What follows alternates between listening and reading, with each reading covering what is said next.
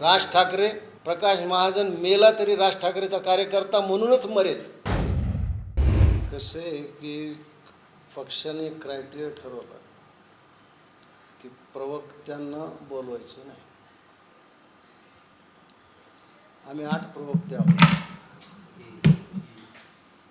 8 पैकी 7 प्रवक्त्याकडं पक्षाचं विविध पद असल्यामुळं मला वाटतं ते होते सगळे त्या बैठकीला असावेत. राहता राहिलो मी.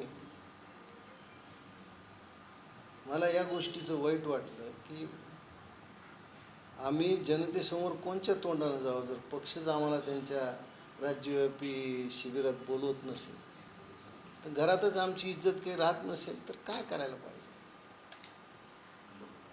मला खूप वाईट वाटलं.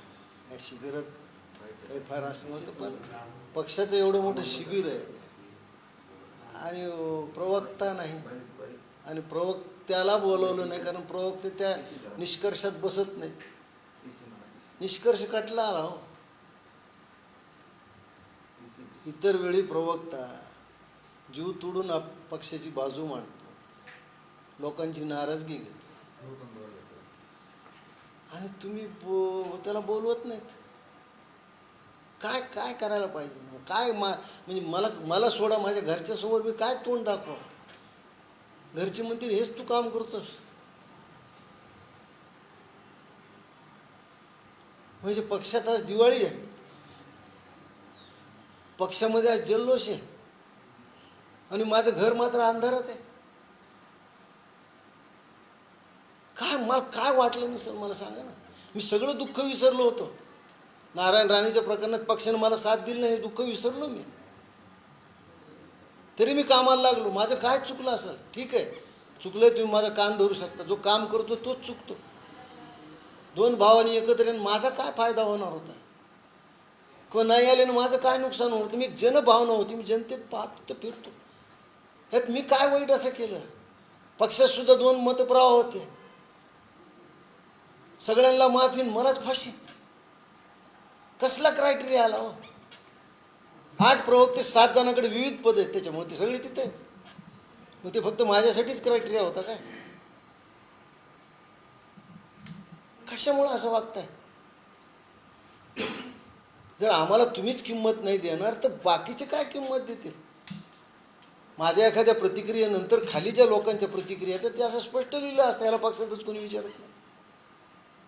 मी आज एक स्पष्ट सांगतो, महाराष्ट्र नवनिर्माण सेनेच्या प्रत्येक सैनिकाला वर्तमानात आणि भविष्यात सुद्धा अभिमान वाटेल, गर्व वाटेल की प्रकाश महाजन नावाचा कोणीतरी प्रवक्ता आपल्यात होता. प्रकाश महाजन नावाचा कोणीतरी कार्यकर्ता होता ज्यांनी या महाराष्ट्रातल्या बलाढ्य राजकीय नेत्याशी एकटी झुंज दिली. मी देव बदलणार नाही पण देवानं बोलवल्याशिवाय मी देवळात सुद्धा जाणार नाही. मी एवढंच या प्रसंगी सांगेन.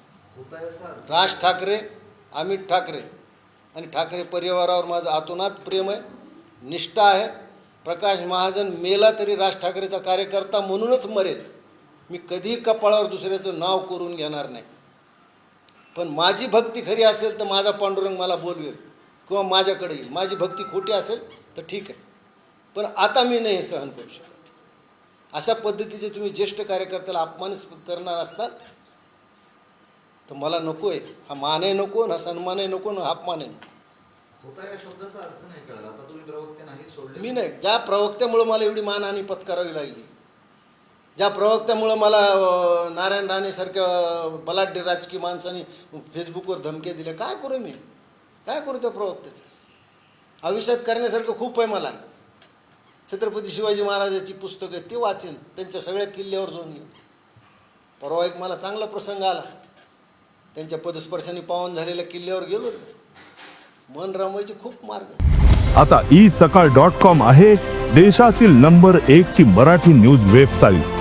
प्रत्येक अपडेटसाठी isakal.com ला नक्की भेट द्या. सक्रिय राजकारणात तुमची निवृत्ती म्हणा. अरे माझं सक्रिय राजकारणात होतच काय. मी कधी निवडणूक लढवत नव्हतो. संघटना वाढावी, विचार वाढवा, हिंदुत्वाचा विचार वाढवा, महाराष्ट्र धर्म वाढवा. आमच्यात काय दुसरं काय मागणी पाहिजे. यातनं निवृत्ती म्हणाली का. नाही काय करणार माणूस. अशी वागणूक मिळत असेल त्याच्यापेक्षा घरी बसले बरं. म्हणजे आता काका घरी बसणार. घरी बसणार. पक्षाचं काम करणार नाही. मी काय म्हणलं, मी देव बदलणार नाही, पण देवानं बोलावल्याशिवाय मी नाही जाणार. आता जर सन्मान मी सांगतो की मी पक्षाच्या नावावर माझी कधी दुकानदारी केली नाही. मी कधी पक्षाचं कार्ड घेऊन कोण्या मंत्र्याला भेटायला गेलो नाही, कोण्या अधिकाऱ्याला भेटायला गेलो नाही. मी पोटाला चिमटा, हा शब्द घ्या, पोटाला चिमटा देतो. मी रेल्वेनं जातो, मला विमानाचं भाडं परवडत नाही. मी घरून डब्बा घेऊन जातो. मी कुठे प्रवासात गेल्यावर माझा काही त्रास तिथल्या कार्यकर्त्यांना नसतो. कित्येक कार्यकर्त्याचे फोन आहेत मला.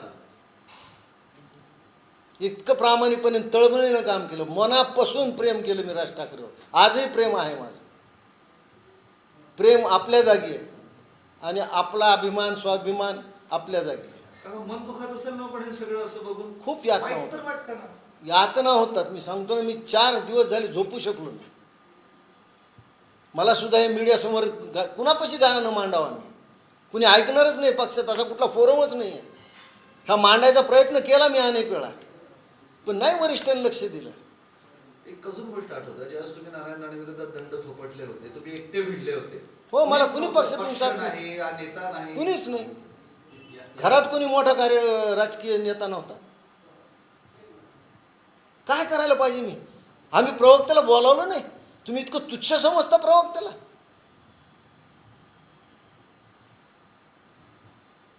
काय मला सांगायचं, पक्षच आम्हाला अशी वागणूक देत असेल तर आमच्या म्हणण्याला जग आणि समाज काय भाव देणार आहे? डोळ्यात पाणी दिसायला लागलं.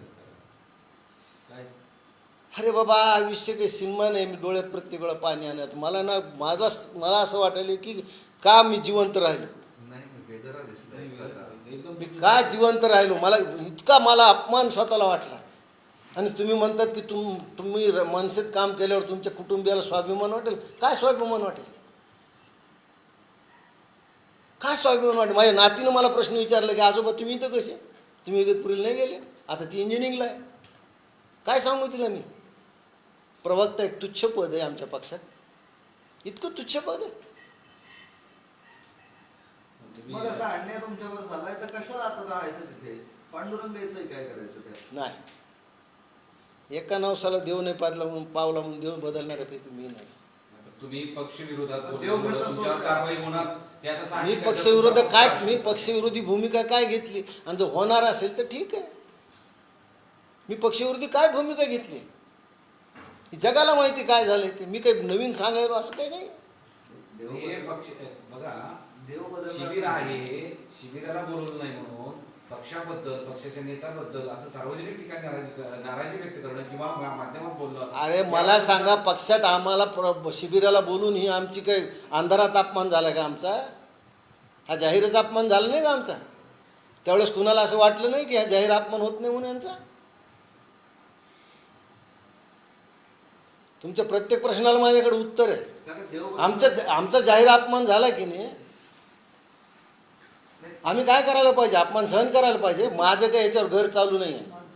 तुम्हाला काय संताप येतोय का वेदना होत आहेत काय? मला सगळंच वाटतं की एवढं जर माणूस तळमळीनं काम करतो तर तुम्ही त्याला सन्मान देऊ शकत नाहीत पक्षात. बोलण्याच्या सारख्या खूप गोष्टीत, पण मला नाही बोलायच्या त्या. मी तुम्हाला काय म्हणलं की हे समजून घ्यायला पाहिजे होतं.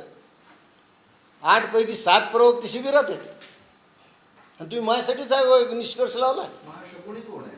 राज ठाकरे दूर ठेवताय की अजून कोणी आहे? मी काय म्हणलं, माझा राग कुणावरच नाही, माझा राग पांडुरंगावर सुद्धा नाही, माझा राग माझ्या नशिबावर आहे. आणि एक लक्षात घ्या, ज्यावेळेस नशिबाची ना आपली लढाई असते त्यावेळेस आपली हार निश्चित असते. देव म्हणून मी बदलणार काल, नाही. तुम्ही कोणी पाहिलं नसेल, मी फेसबुकवर एक शेर लिहिला होता. नवाब वाजिद अली शहाला ज्यावेळेस इंग्रजाने बळजुबरीनं लखनौन कलकत्त्याला नेलं त्यावेळेस त्याने एक शेर म्हणला होता की दरो दीवार पे हसरत की नजर रखते हैं, खुश रहो आयले वतन हम तो सफर करते. माझ्या मनसे कार्यकर्त्यांना माझे आशीर्वाद आहे. त्याचं चांगलं व्हावं, मनसेची सत्ता यावी, मला त्याच्याविषयी काही नाही. पण जिथं सन्मान नाही, उपाशी राहू शकतो मी, हमाली करू शकतो, पण अपमान नाही सहन करू शकत. हा अपमान आहे. आज मी माझ्या परीनं तुमच्या सगळ्या प्रसारमाध्यमाच्या माझ्या मित्राच्या आशीर्वादानं प्रवक्ते पदाला एक काहीतरी रंगरूप दिलं होतं. आज त्याची किंमत जर एवढी शून्य असेल ते कशाला सांभाळू मी? त्यात तुमची उपयोगिता नाही. हरकत नाही, असं होतं ना आयुष्यात. प्रत्येकाच्या आयुष्यात काळ येतो. आज माझ्या आला, उद्या तुनच येईल. आज मी आहे, उद्या कुणी असेल, परवा कुणी असेल, त्यात काय एवढं. काका तुम्ही राणेसारख्या नेत्यांना म्हणजे त्यांच्या अंगावर घेतलं, पण त्यावेळेस पण राज ठाकरेंनी तुम्हाला शेवटपर्यंत कधी फोन केला नाही किंवा याबाबत कौतुकही केलं नाही. त्यांना पक्क माहित होतं की प्रकाश महाजन एकटा बस आहे. त्याच्यामुळं कदाचित त्यांना वाटलं असेल की सह्याची काही गरज लागणार नाही. पण हा एकटा बस आता एकटाच पडलाय. हरकत नाही.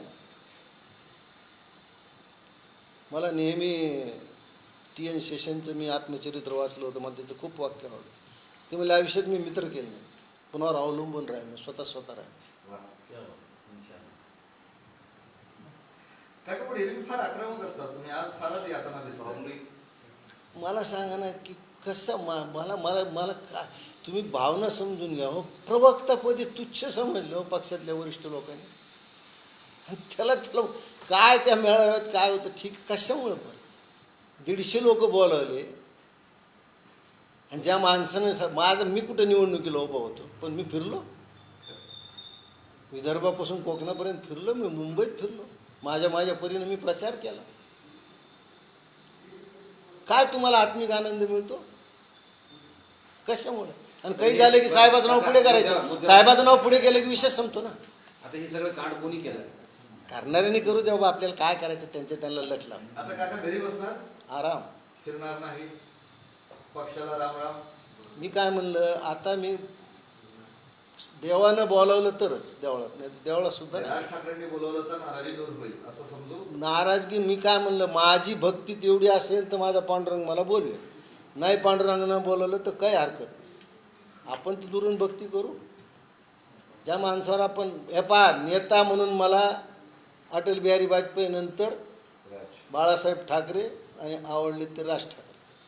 प्रकाश महाजनच्या कपाळावर राज ठाकरे नाव कोरलं गेलं, ते त्याच्या मृत्यूसोबत जाईल, ते मी मिटवणार नाही. देश विदेशातील प्रत्येक घडामोडींचे लाईव्ह अपडेट मिळवण्यासाठी आता साम टीव्हीच्या सर्व सोशल मीडिया प्लॅटफॉर्मला लाईक, फॉलो आणि सबस्क्राईब करा. तसंच सर्व नोटिफिकेशनसाठी बेल आयकॉन प्रेस करायला विसरू नका.